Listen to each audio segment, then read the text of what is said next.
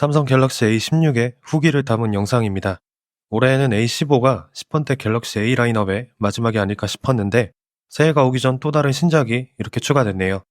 다시 출발하는 갤럭시 A 시리즈, 새롭게 끝자리 6번 타이틀이 붙은 이 보급형 갤럭시, 제품에 관심 있는 분들이라면 시청을 이어가 보시기 바랍니다. 시작해 볼게요. 저에게 이 제품에 대해 말해보라면 이전 A15에서 화면 크기가 약간 커진 게 변화의 전부라 해도 무리 없는 신형 모델이라 할 것 같습니다. 결과적으로는 말이죠. 여기에 이전 모델과 달리 방수 기능이 추가된 것 정도는 더 할 수 있겠습니다. 아무튼 살펴보자면 기본 구성면에서 이전 모델과의 큰 차이는 없습니다. 여전한 전면 디스플레이 상단 디자인, 후면에는 3개의 카메라가 위에서 아래로 나란히 배치되어 있는 구조이죠. 충전은 USB Type-C 포트로 가능하고요. 제 경우에는 다른 것보다 이 아래쪽에 두꺼운 베젤이 특히 눈에 띄는데 이유는 잘 모르겠습니다. 하지만 디자인적으로 그리 마음에 드는 형태는 아닙니다. 뭔가 이 주어진 화면 크기를 온전히 다 쓰지 못하게 만드는 요소 같거든요. 물론 이건 이전 A15 때도 마찬가지였던 특징이라 꼭 이 제품만의 것은 아닙니다. 참고로 앞으로 추가될 새 갤럭시 A 시리즈의 일부는 기존과 크게 다른 디자인을 선보일 예정이기도 하죠. 예상 디자인을 접한 분들이라면 아시겠지만 아마 후면 카메라의 디자인이 눈에 띄게 변화될 듯합니다. 실제 후속 제품들이 모두 출시된 상태에서 정확하게 비교가 가능하겠지만 현재 예상대로 흘러간다면 같은 신형 갤럭시 A 시리즈임에도 외적인 큰 변화에서 배제된 갤럭시 A16의 디자인은 비교할수록 아쉽게 와닿을 수 있는 요소가 아닐까 싶습니다.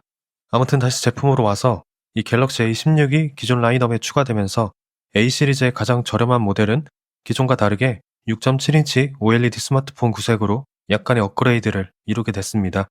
이전에 나왔던 갤럭시 A15의 본체 크기가 비교적 작은 6.5인치이므로 크기상 약간의 업그레이드인 거죠.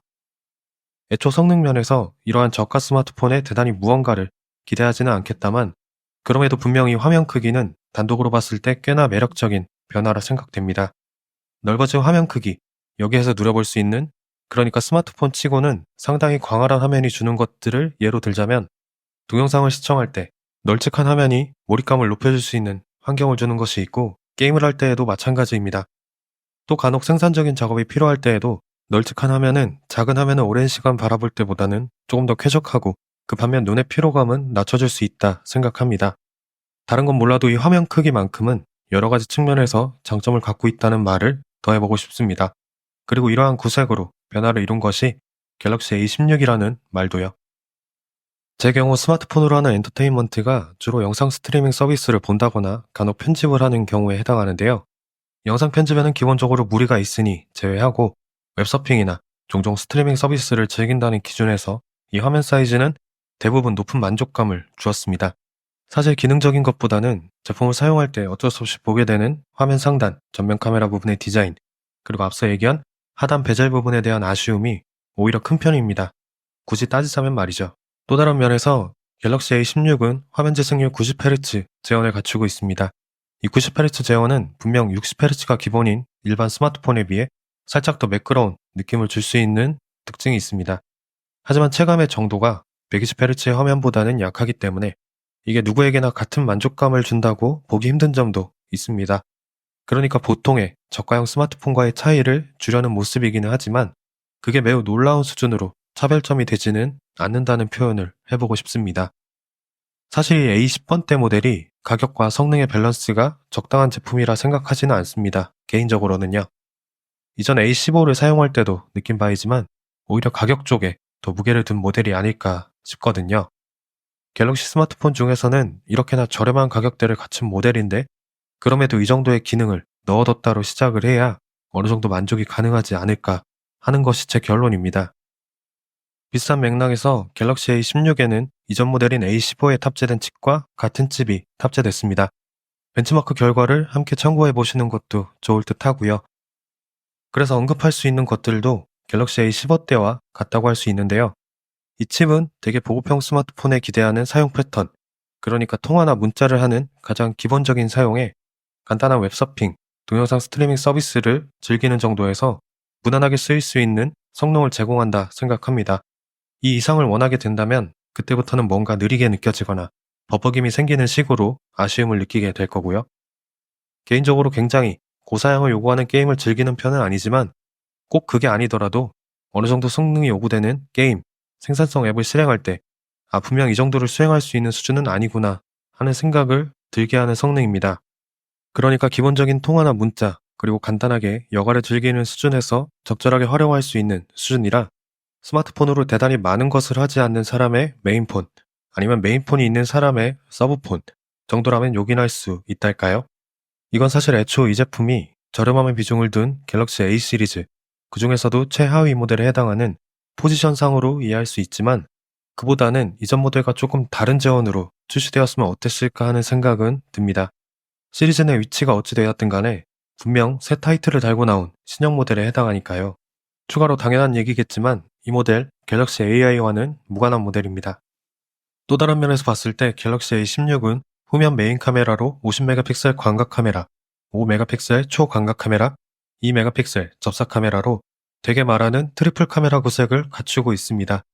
다만 스펙을 보시면 아시겠지만 광각 카메라는 매우 높은 화소의 고성능 카메라 구색을 갖춘 반면 초광각이나 접사 카메라의 제어는 그보다 상대적으로 낮은 등급을 갖추고 있다는 점이 아쉽습니다.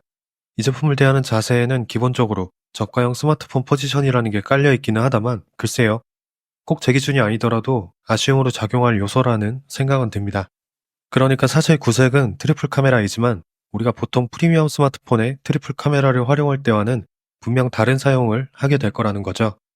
정말 하나하나 좋은 재원을 갖춘 트리플 카메라로는 때에 따라 광각, 초광각, 접사 촬영 방식을 다르게 선택해 촬영하더라도 품질 차이가 매우 크게 느껴지지는 않겠다만 이 A16을 그와 같은 방식으로 활용했을 때에는 사진이나 동영상마다 나는 품질 차이가 꽤나 도드라질 거라 확신합니다.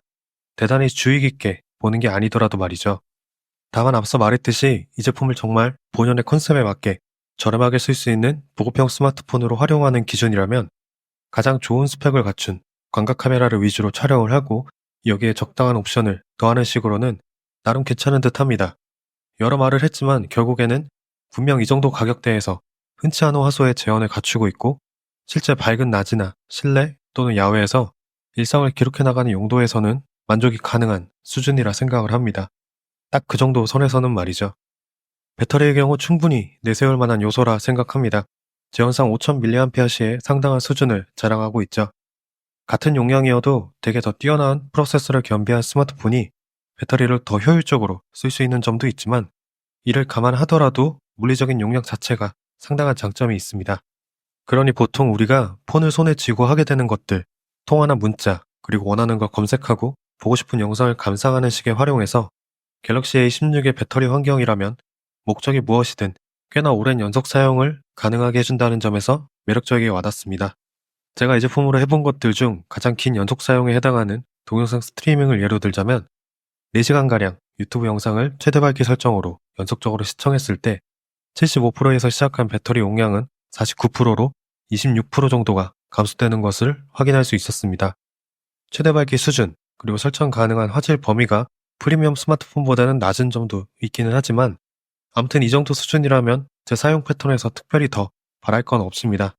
정확히는 이 제품이 어떠한 포지션에 있는지를 알고 선택하는 기준에서 연속 사용 시간 말이죠.